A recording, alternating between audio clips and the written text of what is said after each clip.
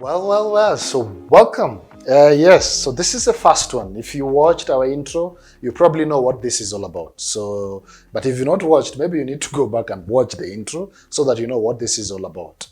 So today, it is January, and as I mentioned in the intro, I spent some time a few days back just reflecting on what do I want this year to look like. It's the year 2023. And I was having a conversation with a friend of mine yesterday, and our conversation was going about some people are able to come to a point where you've noticed you kind of have a transitional seasons of your life, where every so often look like you're transitioning. And this could be a transition in terms of what you do. It could be a transition in terms of your thinking. It could be a transition in terms of the spaces you're engaging with.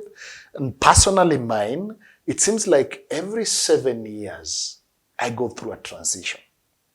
A few days ago, I was talking to my coach, and I asked him about this because I got this from someone. So I asked him, do you think it is true that most people, every 7 years, they go through a transition? And he told me for him it is 10 years. And he's in his 70s. I think he's probably his 80s, approaching his 80s. And he told me for him, what he has discovered over his life, that every 10 years, he goes through a transition. And again, and I don't know about you. I don't know about you. So maybe you are also in the point where maybe you need to sit and ask yourself, does this work or not? So again, that's something that probably you could reflect on, and then we could talk about it and we could see what that does look like for you. But going back to that, so I was going through this and I realized this is 2023 for me. And looking back, in 2016, I went through a transition.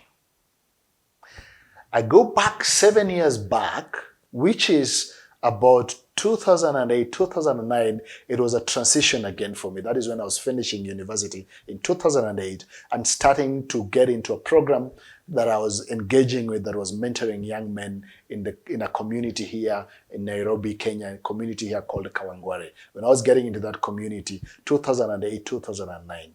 So like 7 years, every 7 years I've noticed that I go through a transition cycle. Now, so as I was going through this, I was like, how do I want this year to be like for me? And I thought around a few things. I reflected about a few things. And I was like, it's very easy to say, I want a better year. I want to do things. This is my year, as people call it. And the year, this is my year. This is the year I'll do X, Y, Z. And I was talking to some guys and some, I want to do masters. I want to do this. And everybody is processing this year. Because we've had 2021 was a tough year. 2020, of course, started being a bad year. And then 2021 was a tough year. And then we had 2022, very uncertain. We had politics in Kenya. And some things did not go as some people we had thought. And so everybody now is approaching 2023 with hope. Like, this is probably going to be the year that I will be able to. And so, as you're getting into this year, how hopeful are you? And I wanted us to talk about a little bit about your hope for this year. So there's a tool that I was using, and as I was reflecting around this tool, I asked myself, how hopeful am I about this year? How hopeful am I around this? How hopeful am I about my year? And when you look at this tool, some people this year, you look at it, you're ecstatic, you're excited. You look at it like, this is the year that I'm going to achieve much. Some people, it's just okay. Just going to be another okay year where you'll just keep just working, doing the usual. To some people, based on 2022, you're coming into this year burnt out. And you're wondering, what else will I do this year? It's been the same story every year. And you're sitting there wondering, will I even do something different this year? And to some people, you're looking at this year, and I hope you're not in this space, but maybe it's hopeless. It's hopeless. Now, It's still early in January. And probably there's a way you can turn this around. And probably there's a way you can sit down and ask yourself, when I look at my year, how hopeful am I about this year? And I don't want you just to look at it in the lump sum of your life, but I want you to look at it because for me, how I look at it, I have different categories of my life that I focus on. So there are 10 categories that I'd like to invite you to probably think through, the 10 categories of your life. So think of your spiritual life as the first one.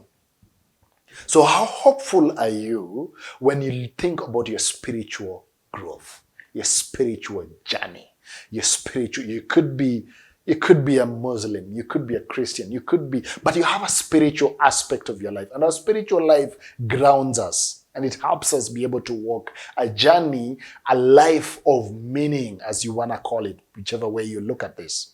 So how hopeful are you when you think around that? The next for me, I'm a married person. I'm married.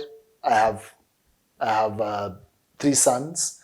And when I think of my marriage life, how hopeful am I about that in this year? How hopeful am I? Maybe you're single. When you think of your single life, how hopeful are you about that? How hopeful? What is it? Are you struggling? Are you just okay with it? Or are you ecstatic? How hopeful are you when you think of your single life? And again, when you think of the next one is your family, how hopeful are you around your family? Maybe you did things together as a family over Christmas break.